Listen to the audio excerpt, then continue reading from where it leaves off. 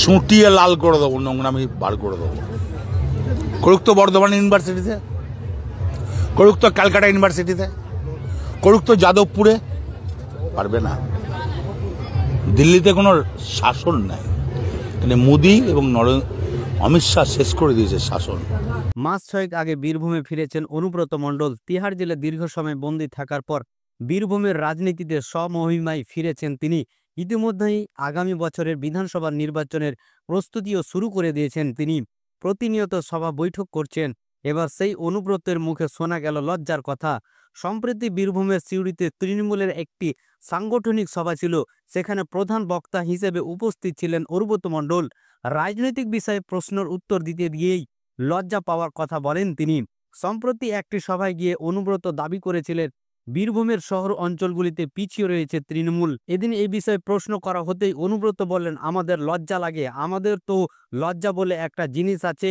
বোলপুর, রামপুরহাট, সিউড়িতে যখন পুরসভাগুলিতে তৃণমূল হেরে যায় তখন লজ্জা লাগে। সবাই তো ঠিকই কথা বলেছে, কেউ ভুল কথা বলেনি। আশা করি এবার আর সেটা হবে না।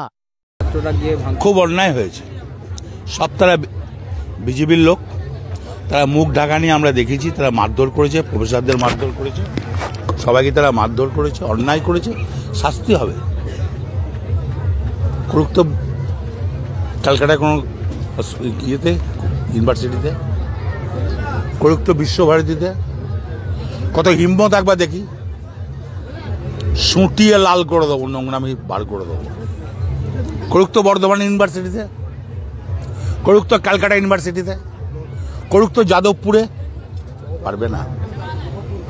দিল্লিতে কোনো শাসন নাই, মানে মোদি এবং অমিত শাহ শেষ করে দিয়েছে শাসন। তার জন্য এটা আজকে লজ্জা লাগা দরকার। প্রফেসরদের গায়ে হাত তুলছে বিজেপির ছেলেরা, খুব দারুণ লজ্জার ব্যাপার। অতি বড় হয়েও না, ঝড়ে পড়ে যাবে, অতি ছোট হয়েও না, ছাগলে মুড়ে খাবে, সেই অবস্থা হয়েছে। সে আটকাবে কি করে? তুমি দেখে নেবে, তুমি তো থাকবে, তুমি দেখে নেবে কিভাবে আটকাচ্ছি। এই ধরনের করলে কিভাবে আটকা হচ্ছে তুমি দেখে নেবে।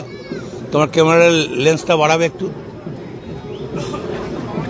লেন্সটা ছোট থাকলে কিছু দেখতে হবে না।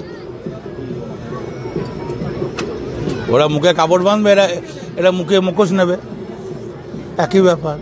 ওটা যদি বিজেপির লোক না, এটা তাহলে এটা কোনো লোক নয়। এখন তো হনুটুবি বেরিয়ে গেছে, বেদা আক্কা বেড়াবে।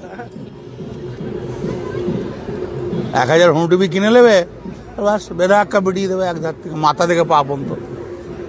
কেমন লাগবে? লেন্সে ধরা পড়বে,